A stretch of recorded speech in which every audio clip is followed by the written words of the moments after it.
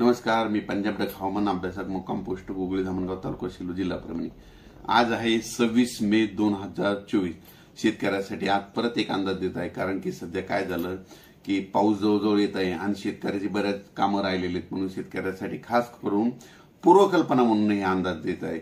शेतकऱ्याला सांगू इच्छितो की बंगालच्या अंदमान निकोबार बेटावर 22 मे रोजी मान्सून चांगला सक्रिय झाला आणि सक्रिय झाल्याच्या नंतर चांगला समुद्र व्यापून टाकला। पण चक्रीवादळ झाल्याच्या नंतर काय झालं की त्यानं बाष्प थोडं ओढून घेतल्याच्या नंतर थोडा तो कमजोर होईल, पण परंतु 30 आणि 31 तारखेला मात्र परत पुन्हा सक्रिय होणार आहे आणि त्याच्यामुळे राज्यात महाराष्ट्रामध्ये परत मान्सूनसाठी चांगलं पोषक वातावरण तयार होणार आहे। म्हणून सर्व शेतकऱ्याला सांगू इच्छितो, ज्यांची शेताची कामे राहिली असेल तर तुम्ही काय करा, 30 तारखेपर्यंत तुम्ही शेताची कामे करून घ्या, कारण की राज्यामध्ये मान्सून पूर्व पाऊस 1 जून ते 5 जून खूप म्हणजे चांगला पडणार आहे। काही काही ठिकाणी ओढे नाले वाहतील असा पाऊस येणार आहे, म्हणून हा अंदाज लक्षात घ्या। आणि त्याच्या पाठीमागे लगेच 8-9 जूनच्या नंतर परत मान्सूनचा पाऊस येणार आहे, म्हणून हा अंदाज लक्षात घ्यायचा। कारण की सर्व शेतकऱ्याला सांगू इच्छितो, बऱ्याच जणांचा असा गैरसमज आहे 1 जून नंतर 1-2 जूनला पडलेला पाऊस अवकाळी असतो। खरं जर पाहिलं तर शास्त्रशुद्ध अभ्यास केल्याच्या नंतर आतापर्यंत की 1 जून खरं तर पावसाळ्यामध्ये 1 जून नंतर पडलेला पाऊस हा मान्सूनचाच गृहीत धरावा लागतो, पण काय झालं की त्याला लोक गृहीत धरत नाही, म्हणून हे अंदाज लक्षात घ्या।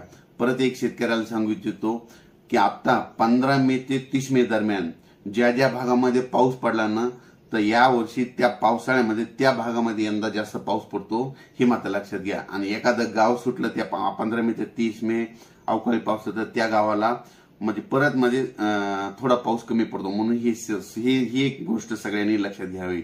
आणि ज्या भागामध्ये 15 मे ते 30 मे दरम्यान चांगला पाऊस पडला त्या भागामध्ये जूनच्या म्हणजे या वर्षी पावसाळा खूप चांगला पाऊस पडतो, ही सगळ्यांनी लक्षात घ्यावं। म्हणजे ह्या गोष्टी कोणी सांगत नाही। परत एक शेतकऱ्याला सांगू इच्छितो की राज्यामध्ये तुम्ही काय करा, 30 मे पर्यंत तुम्ही तुमचे काम आटपून घ्या, कारण की 31 मे ते जवळपास म्हणजे 5 जून पर्यंत राज्यात दररोज वेगवेगळ्या भागात पाऊस पडणार आहे। सांगायचं झालं तर सगळ्यात जास्त यावर्षी म्हणजे कोकणपट्टी, पश्चिम महाराष्ट्र, दक्षिण महाराष्ट्र, मध्य महाराष्ट्राची पेरणी जरा लवकर होणार आहे, म्हणून हे अंदाज लक्षात घ्यायचा। आणि विदर्भाची पेरणी मात्र 8-9च्या दरम्यान म्हणजे 8-9च्या दरम्यान विदर्भ 9-10-11च्या दरम्यान 8-9-10-11च्या दरम्यान विदर्भाकडे मान्सून सक्रिय होणार आहे, म्हणून हे विदर्भातल्या शेतकऱ्यांनी अंदाज लक्षात घ्यायचा। पण सुरुवातीला मात्र पश्चिम महाराष्ट्र, उत्तर महाराष्ट्र, दक्षिण महाराष्ट्र, मध्य महाराष्ट्र, मराठवाड्यामध्ये म्हणजे चांगला म्हणजे 1 ते 5 जून दरम्यान चांगला पाऊस पडणार आहे, म्हणून हे अंदाज लक्षात घ्या। आणि शेतकऱ्याला परत एक सांगू इच्छितो, शेतकऱ्याने पेरणी करत असताना काय करायचं की पाऊस पडल्याच्या नंतर जमिनीमध्ये 1 ओल जर गेली तर तुम्ही तुमचा पेरणीचा निर्णय घ्यायचा, आणि जर कमी ओल 4 बोट ओल असेल तर तुम्ही तुमची पेरणी घेऊ नये।